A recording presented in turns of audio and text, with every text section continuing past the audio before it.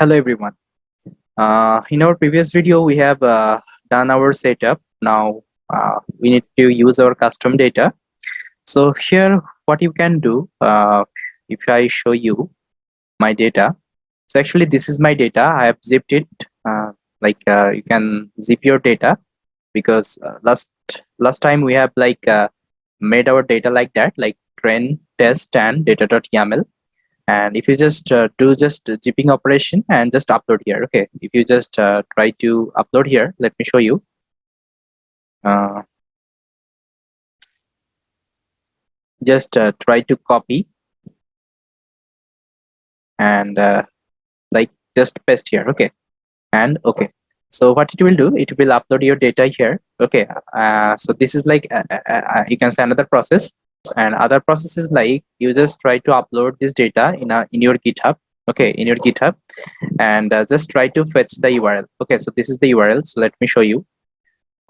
So actually I have uploaded my data to my GitHub, and this is the URL. And if I execute that, so you can see it will start downloading my dataset. So I will just cancel, and what I will do, I will just use that command. So curl -l, and I will pasting my this link, and I will just save it as zip file. And after that, I am doing the unzipping operation, and I am deleting this zip file. Okay, so this is a simple command.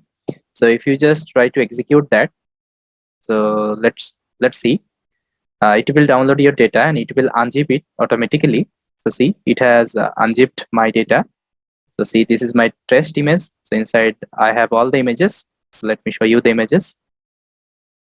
So see, actually this is my images, and with respect to that, I have all my levels. So see, this is my levels. So yes guys, so that's how you need to download your data, or you need to upload your data. And here I have my train images and I have my data.yml file. Okay, so that's how actually you have to prepare your data, and you can upload your data inside the collab. So it's a simple operation you just have to do. Just try to use my data if you want. Otherwise, you can upload your data and you can do like that. So yes guys, this was all about this data. And there is another thing I want to show you. So if you just do this cat operation on top of your data.yaml, so see, actually it is printing all my configuration of our data, like my training path, validation path, number of classes, and all the levels names. Okay, so in the next video I'll be showing you the model configuration and which model we're gonna use. So thank you so much.